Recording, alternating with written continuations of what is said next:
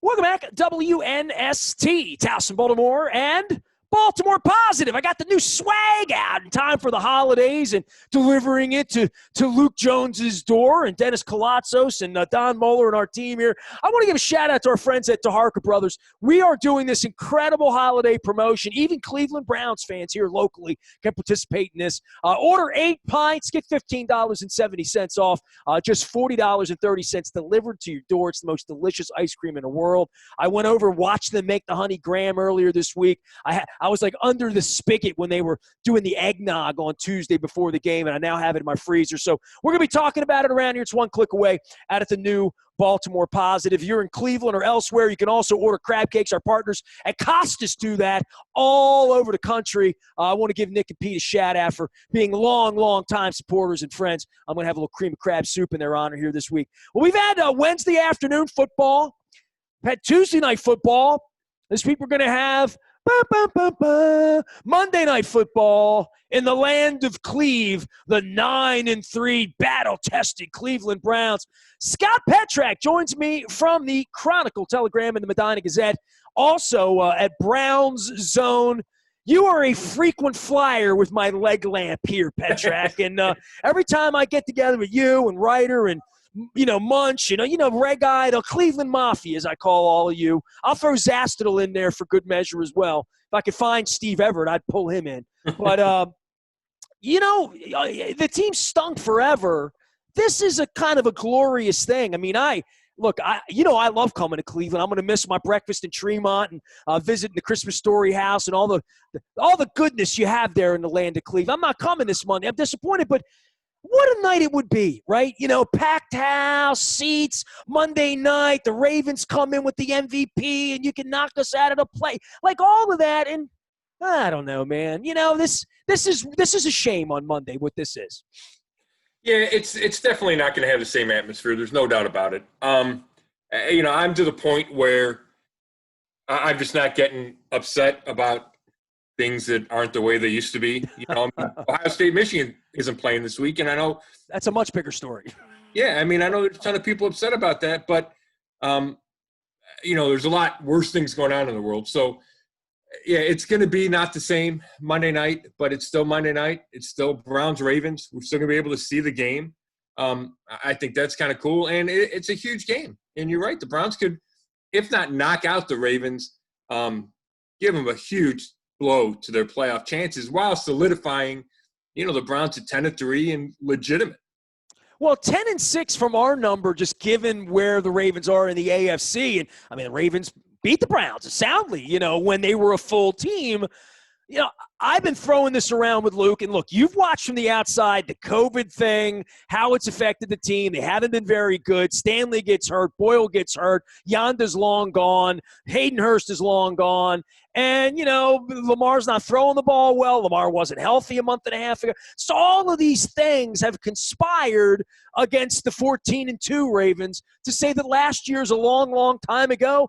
Dude, September was a long time ago for this franchise right now. And what they've been through, this is really a tall task for them on Monday night to go play a team. Hey, I watched the Browns play on Sunday, and I want your insights into this because I talked to some Steelers people back the first time around, Bouchette and Kabali, all the guys I know there. And they were down on the Steelers. The next thing I know, the Steelers are 11-0, right? Like literally.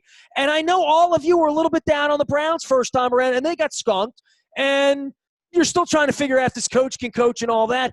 And you flash forward 3 months later, it wasn't the Browns who had dirty strength and conditioning coaches running around infecting half the team. It was the Ravens. And I thought the Ravens would be the cleanest, soundest, and all of this other stuff. And now it's the Ravens that are, having a standing 8 in the middle of all of this and running around with the Cowboys the other night. I don't know what value that has. I just know the Browns are probably a better football team right now than what we saw back in September. And I know for sure the Ravens are not the same team you saw 3 months ago. Yeah, there's no doubt about it. The Browns are a much better team than they were in that opener. That's the first time Kevin Stefanski had seen his team on the field. Right? No preseason. First time he'd seen Baker Mayfield play. Things didn't get off to a good start. They had the fake punt, all of it. So they're a completely different team. And his even keel personality has really helped. And we saw it immediately. they get blown out by the Ravens week 1. The reaction in Cleveland is, oh my gosh, here we go again. And Stefanski had none of it. He's like, hey, it's one game. We're going to be fine. This happened in Minnesota a couple times, right? Literally. Right. And then they go on a 4-game winning streak, right? And things settle down. And then they get killed by Pittsburgh. And then they start to win games again. And now they're on another 4-game winning streak. So it really has been a turning of the tide. And it reminds me a little bit, and it's not the same, but it does remind me a little bit of last year. The Browns going to Baltimore week 4, skunked the Ravens, right? 35-20, I think it was. I think both teams are 2-2, and you're thinking, okay, the Browns are ready to take over the division. The Ravens win the last 12 games. And then the Browns fall apart and go 6-10. And I know it was week 1, so it's a little different vibe, and obviously COVID. But it feels like since that meeting, the Browns have straightened out the ship, and the Ravens are having their own issues. So, I don't know if the Browns are a better team than the Ravens, but they feel like they're playing better, and they certainly have a much better chance than they did week 1. It's the weirdest thing, man, because you've done this. How many years you been covering the Browns? A long, long time, right? Oh, my gosh, yeah. I mean, I was doing columns starting in 99, but I've been full-time beat since 04. Okay, so I mean, you've been through all the pain. I mean, I don't need to tell you. I mean, we've had a hell of a time around here in Baltimore. I mean, I got a Super Bowl winning partner, coach, and I mean, we have stories to tell, and Zastonal even has some stories to tell. I'm having Kim Herring on from Solon, this week to tell the stories of Super Bowl yore. 20 years now it's been from that, and it's been a hell of a 20 years. And Scott, this. I've never missed a game in Cleveland ever. This will be the first one. I mean, I was there when they were ripping the benches out of the Bengals game back in '95 when I'm like, who is this Kevin Byrne guy? How do I, and this Belichick guy and this Jim Schwartz and, people that have gone on to be lifelong friends of mine in that organization who came off the boat. And, to have a year where they turn it around and there's no media around, there's no circus around, nobody's asking any questions. These Zooms they remind me of hostage videos. Every one of them across the league, because they're so interviewee and they're so sanctioned by Nick Saban, you know what I mean? Kind of. Yeah. And so from a coverage standpoint, I don't know that we would know what the magic elixir would be there, but give me some insights into what you're seeing from the inside out on all the F-uppitude of, what has been the franchise and whatever we're going to see on Monday night in the middle of a plague. Sure. I mean, it starts with Stefanski. It really does. And, you talk about the Browns losing for 2 decades. It begins with coach and quarterback. And Stefanski really feels different than the guys that preceded him. And I know it's only 1 year, and I know it's 9-3, and who knows what can happen. But I've no doubt how smart he is. I've no doubt he has the right temperament for this job. And you talk about culture, and that's such a nebulous term. But whatever we think it's real, though. It's real. I know it is, but it's hard to pinpoint. So whatever we think culture is, he's done a great job establishing a much improved culture has been for 2 decades. And he did it immediately. He did it in really difficult circumstances. They were on Zoom only until August, and he was able to get his message and his plan across the guys through Zoom, which is not easy to do. Andrew Berry, the GM, obviously deserves some credit, and he helped reshape the roster, and he tweaked it enough, and he improved it. So I think it really does start there. And then the roster's better than it has been. I mean, there's no doubt about it.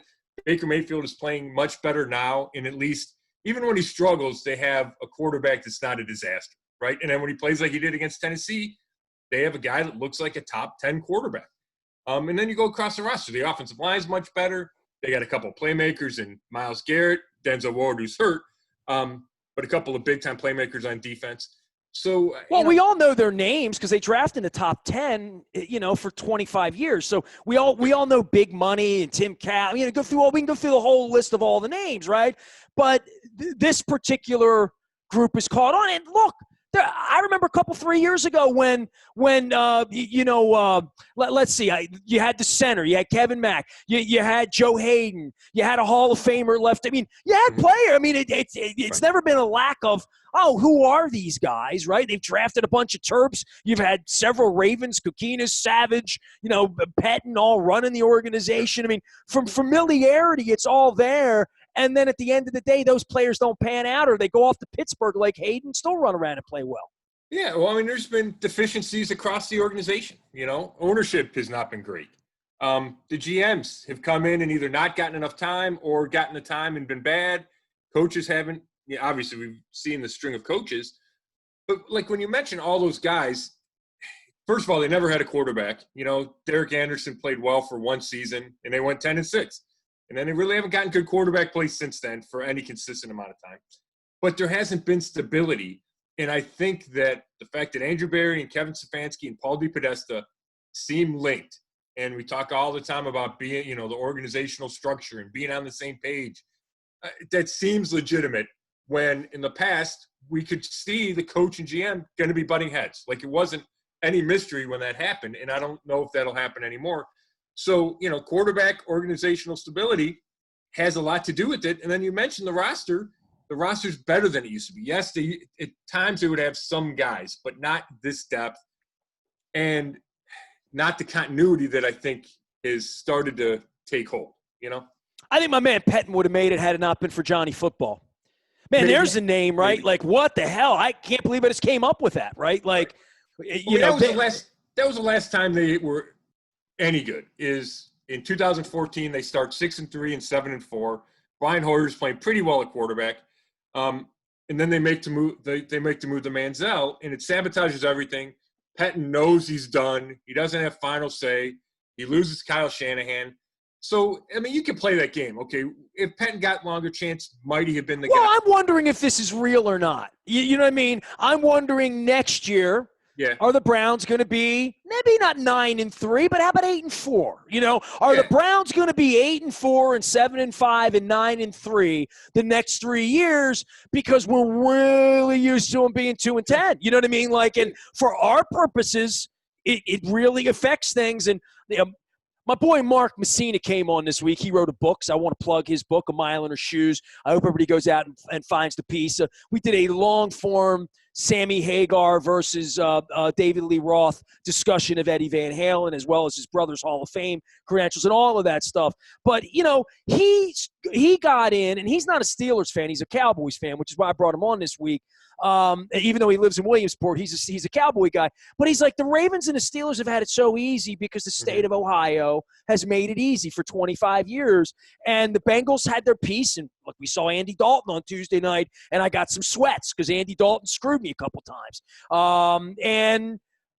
But the Browns have, I remember walking out of there, my feelings hurt 15 years ago. The day that Obama was there with Bruce Springsteen and there were 300,000 people. I mean, I've been to Cleveland when there's been some stuff, but I've never been to Cleveland on a Monday night when the team's been worth a damn. You know what I mean? I've been to Cincinnati when that's been the case a couple times, but not Cleveland. And, there's a little part of me that, I'm going to miss that walk from Tremont over to the Christmas Story house to, maybe get a new bulb for my lamp or whatever. But, this is where football, like Thanksgiving and the Steelers, this is where it better be fun when you're 9-3, even if you're home in a plague. I hope your people are having a good time in Elyria and Medina.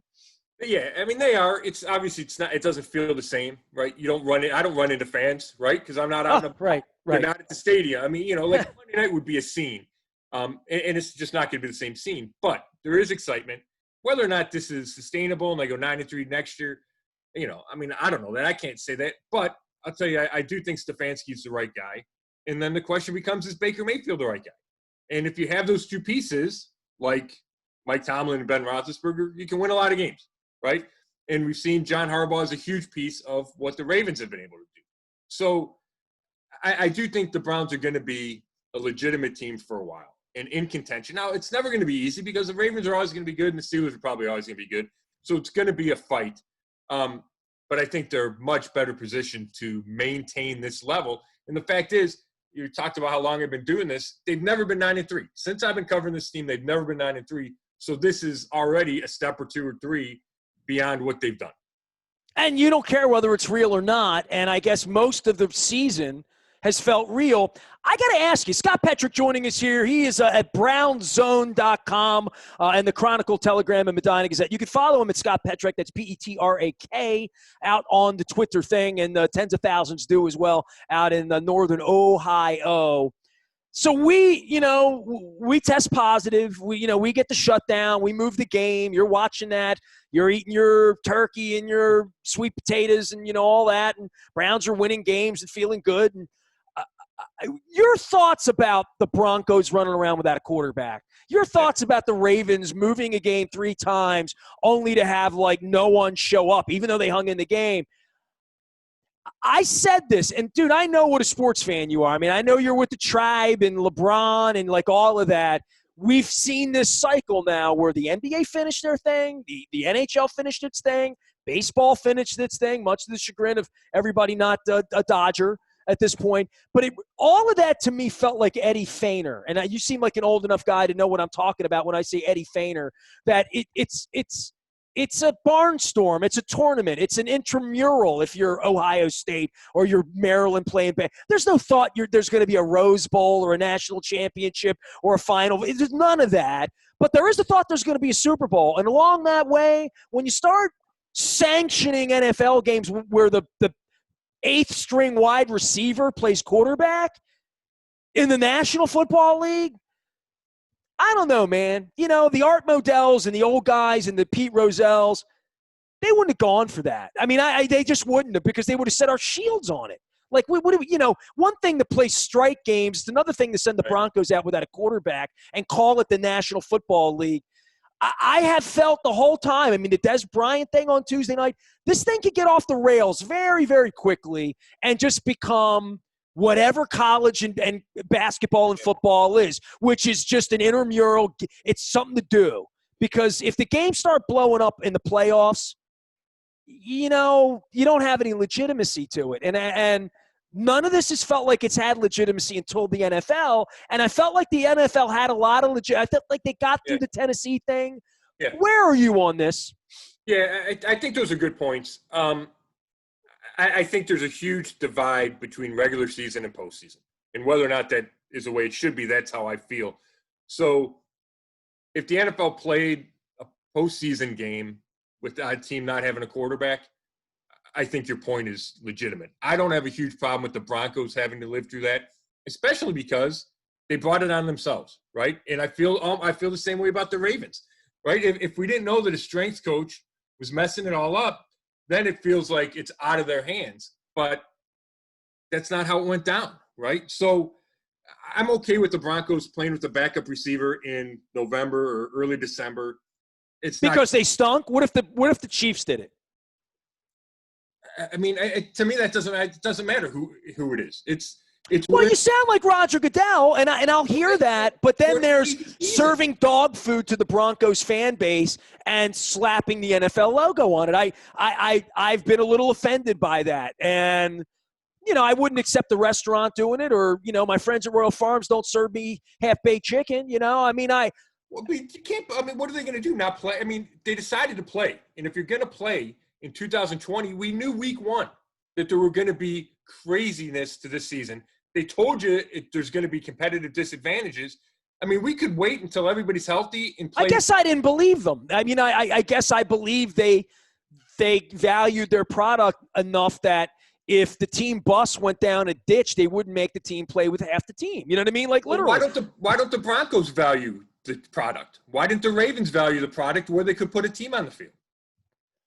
Well, I mean, I hear you. I'm not saying for breaking the rules, but I'm saying punishing the fans and punishing the people that have paid for it with, just a product that's below the bar. That's all. I mean, a product that's not professional. You know what I mean? What the Broncos did was not professional. Like, literally. I mean, I agree with that, but of all the games played in the league, right?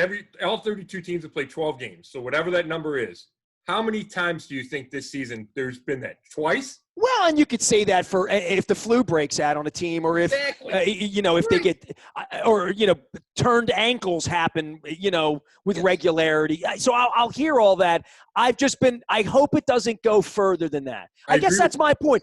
Your point is, hey, if it's a playoff game, they can't do it. Well, what if the other three teams can play? The other 3 games can play. You can't back it up. So this is all the more reason for them to have a better plan than what they did. I mean, my issue would be you could have had a week 18. You could shut the league down to get everybody safe. You could bubble up. There's a lot of things they could do to guarantee that they could get to the Super Bowl without playing games with an 8th-string quarterback, wide receiver playing quarterback, which is what it was.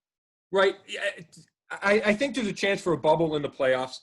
And although, J.C. Treader, the Browns center, is the NFLPA president, so we talked to him a lot about this. And he said they haven't really discussed the bubble yet with the league. He's getting late, isn't it? I mean, you know what I'm saying? Like for the playoffs, there's time to get in a bubble for the playoffs. I mean, it's a month away. Now there's a lot. There's so much goes into it, but I agree. I think they will have to do things differently for the playoffs because that would significantly taint what's going on. If Patrick Mahomes doesn't play because of COVID, that's a huge issue. And I feel differently about that than I do about the Broncos on December 1st. Well, I mean, you guys look like you're on a path to, go 12-4, whatever it's going to be, and, play some games. I mean, if it's Baker Mayfield in a year when the Browns are finally good and playing ball in January, maybe even hosting a game, it's, well, probably not, but maybe, I would think that the Browns fans wouldn't want the Broncos thing to happen to them or the Ravens thing. Believe me, I got no bleeding heart for John Elway, right? And certainly we're probably going to lose the Steelers game with or without, as it was. And the guys that showed up, I mean, the Ravens backups are pretty decent, right? So all of that being said, I just feel like they better be careful. That's all, because I watch baseball, basketball, and hockey. You know what? And I didn't watch it. You know why I didn't watch it? Because it didn't feel real. Like, literally. Like, I didn't watch any of it because it just didn't appeal to me. In the same way that, like, flying off to Houston in week 2 and sitting on the moon at the NRG Stadium in an empty stadium felt to me to be like, I don't know, like Twilight Zone. Like something I didn't really want to experience 8 more times. Right. Well, I get that. And I'll say, it had nothing to do with COVID, I don't think. But, the 49ers are playing with backup quarterbacks because their quarterbacks get hurt. That happens in this league. But I think we keep not forgetting, but I think we keep losing sight of the fact that you're trying to play a football season in a pandemic. And that's tough to do. And it means things are going to be weird. Yes, baseball season was weird. Basketball season was weird. I did watch a lot of that. I watched a lot of the playoffs for both those because I had nothing else to do. And, it felt a little different, but everything feels different. Playing golf, life feels different, so sports aren't excluded from that. And I think you're asking too much to say the NFL should have this perfect product when I just don't think that's realistic. I should have known better that like, I get you on Zoom for the second time, but I'm seeing like the Petrak cave, and it's all golfed up. Yeah, if I'd have known that, I probably would have had you on, mastering it up and doing all that. Your passion for golf. How's the golf thing been for you? I mean, I put the Masters on for 5 minutes, and it just felt like not the Masters to me, like literally. And, maybe the drama wasn't there, and certainly the time of the day with darkness and all that. Every part of it felt like something that didn't feel the same way it's felt for me for 25 years and, in April to put it on. But that being said, I'm not a golf guy, right? So we ran the Preakness here in September, and literally where they're trying to move the race and screw the city, and they're doing all of those things to sabotage it. They didn't even tell anybody they were running the race. Like, it wasn't even like nobody really knew. That's nuts. When it comes to golf, I'll tell you what, golf has helped me, get through the pandemic. I would have gotten through anyway. But we're not through it yet. I know. Well, right. It's gotten to this point in the pandemic. I watch a ton of golf. So when it came back, I was glad to watch it. It's the only thing I could do. So I played a bunch of golf this year. How's your game? Get better? No, so the pandemic didn't help your game. I figured, hey, if you're playing more, maybe. I know. It should have. It's hit or miss. When I play a bunch, it helps. But when the Browns season starts and it slows down, and then the game kind of falls off a little bit. But, you could get outside. Even that felt weird. You can't take the pin out. You're not supposed to touch it. There's no breaks and bunkers. So even playing golf felt different, but it still was nice. It still was great. It's the thing I'd rather do most in the world. So I was glad that I could play it and watch it. And to me, that provided some sense of normalcy, even though we didn't see fans, even though Augusta didn't look the same. I still enjoyed it. You gone to the games? You've been going to the home games. Oh, yeah. But they've had people there most of the time, right? They had 6,000 the first couple and 12,000 the last 4 or 5. Yeah, there is a little bit of a vibe there. Like, I went up to Philadelphia. There was a point for me in Philadelphia, and that's the last game I went to. And again, I still have my flight to clear. Literally, I have my flight to clear. I still haven't canceled it yet because I was still sort of fence sitting because the game does feel significant and feels like all of that. But I don't think I'm going to make the mustard to do it. But in Philadelphia, I felt sorry for the fans that paid, because they're paying a premium price to have a less than premium experience, which I would go back to, what happened with the Broncos and the Ravens. It's a less than premium experience. It's less than they want it to be. Yeah. And I've kind of felt sorry for the people who have nobody to high five, and it feels a little weird and lonely. At least it did to me in Philadelphia. It didn't feel like it had $400 worth of afternoon value to go do it. Well, I'll give you that. It's easier to get in and out. Parking's easier. But there's not the same vibe. The way the Browns have it set up, I think you can have your own pod of people, which is 6 or 8. So, you can enjoy with those people and then your space. But then at the end of the day, you say we spent $1,500 to do that. And what else could we have done $1,500? It's not inexpensive, and it is not. Look, dude, I've told everybody, and I know you came in here, back in the day when Ray Lewis was here. Oh, yeah. You saw Ray Lewis dance in the stadium. Yes. Many times. Yes. Okay. I don't know what that is or what the value of that was, and we talked about it on the radio forever, taking calls, the whole deal, right, for all the years. What would it be like when he's not around? Dude, it's like for some people, seeing a band without its singer. You know what I mean? I don't want to indict any bands because I have friends in lots of bands that have replaced, like all of that. But it is something like the night I went down the Rams had to see the Bodines and Sammy wasn't there. And I Google why he wasn't there. And I'm like, oh my God, like I didn't know that. But I came to see, I came to get one thing and I got another. There's a little bit of the bait and switch feeling on that I just think the league needs to be careful, right? Because we're like, it can only get bigger. It can only get bigger. It can only get, baseball's been incredibly insensitive in every possible way, and it's a mess. And I know you know that as well, and you love baseball like me. Football's the last thing that doesn't suck, right? Like you talk about golf. Like football doesn't suck. 3 weeks ago it didn't suck. It sucked the last couple of weeks. I want to make sure that they don't go through it in January and have it suck and have it without officiating, because sometimes that sucks too. But I don't want to see it become this rancid, fake, hollow version of what I saw the Ravens play last Wednesday and what I saw the Broncos do. That's all, because I love sports. And I've seen literally this ass clown that owns the baseball team wreck the franchise, wreck downtown, wreck the city 6 months a year, over 25 years. I don't want to see the NFL wreck its product. That's all. Yeah, no, I mean, that's admirable, and I kind of agree with you. I think I make a living doing this. So do you. I know. I think if you're a Browns fan and you're watching Browns-Titans Sunday, you're not thinking about COVID and you're not thinking about the Broncos situation or the Ravens situation. You're watching a pretty good game and your team's playing great. And the Browns have had COVID issues. Myles Garrett missed 2 games. They had 5 or 6 guys on the list. So it's not like they've completely avoided it. But, if you continue to win and your quarterback's there, all of it, right? The quarterbacks make such a huge difference in the product on the field. And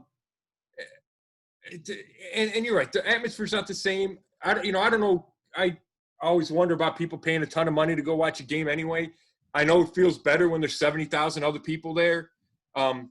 Those fans did have the option of opting out this year, and they chose to go. So, it's just tough. Like, everybody's trying to get through this, and I'm with you. I'm not saying the NFL does it perfectly.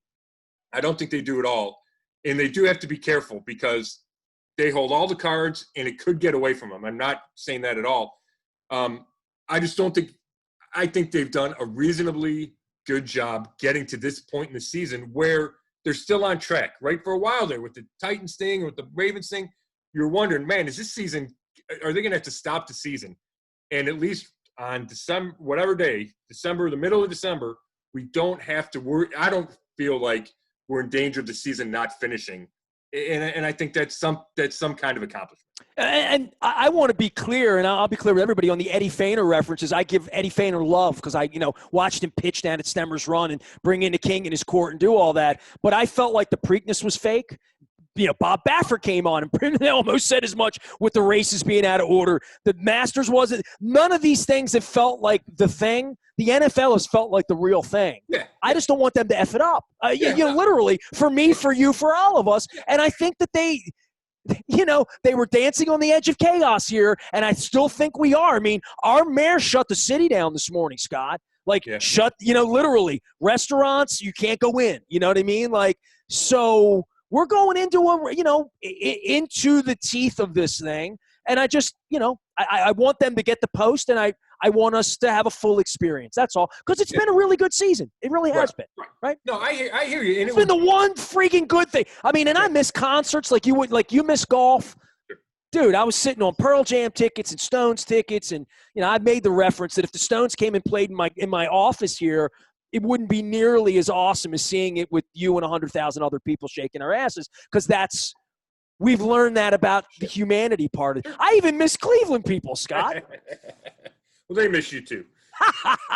Hey, man, I hope to get in soon. One morning, I'm going to get all you guys together at my favorite place down in Tremont and get a big-ass breakfast together, feed our faces if I can get everybody down there at 8 o'clock one day before 1 o'clock or so. What place in Tremont? You're going to make me Google it and look it up. Do you know the awesome breakfast place there? It's a Guy Fieri place. I'm going to look it up. Hold on. Just give me 1 second because I want to give them a free plug because the place is so freaking good that that I got to – it's the best breakfast place in America. I'll say that. That I go to regularly. I do love Snooze out in Denver and some other places. I want to look it up. I want to get it for you because I'm Googling it. I swear you're being patient. I can tell you're being patient. Lucky's okay. Cafe. Yeah, I've been Lucky's Cafe, hip daytime eatery and bakery. Get there early. Get 5 breakfast things there. Get the gravy and the biscuits. When you go in, the first thing, they have a whole bakery on the site. I'm going to pull it up. I'm going to show their bakery because it's the most delicious thing. Because, everybody needs business. So if you're in Cleveland, I want to give this. Look at this. Cream cheese, butterscotch carrot cake, okay? You triple chocolate hazelnut brownies, okay? Is enough said? Yeah, that place is good. I've been there. See that? All right, man. I miss Cleveland. Don't beat us. Don't embarrass us on Monday night, Petrak, all right? Yeah, I don't know. I think the Browns might win this one. That's what I'm worried about. That's why I'm mourning. Don't worry. I'll be nice to the leg lamp. I won't take it out on the leg lamp. Be well. Scott Petrak joining us here. He's the Browns writer for the Chronicle, Telegram, the Medina Gazette. BrownsZone.com to find all. Now the Browns are really relevant. Got to keep up with our Browns friends. Scott, appreciate you, man. Merry Christmas. Hey, same to you, bud. Happy holidays. Scott Petrak, a golf man. Now that I know I got a golf guy, I will reach out to him next time we go PGA and the majors next year. Hopefully we get those in normal times, even the things across the pond, as they say. Now, nasty at WNST.net. That's still my email, ness@baltimorepositive.com. Twitter, Facebook, LinkedIn. Saving you dough and giving you the best ice cream in the world because it's made here in Baltimore. To Harker Brothers. Put Baltimore Positive and save $15.70 when you order, and they deliver it right to your door. But you got to be there because it'll melt unless it's cold out. I am Ness. We are Baltimore Positive and WNST.net.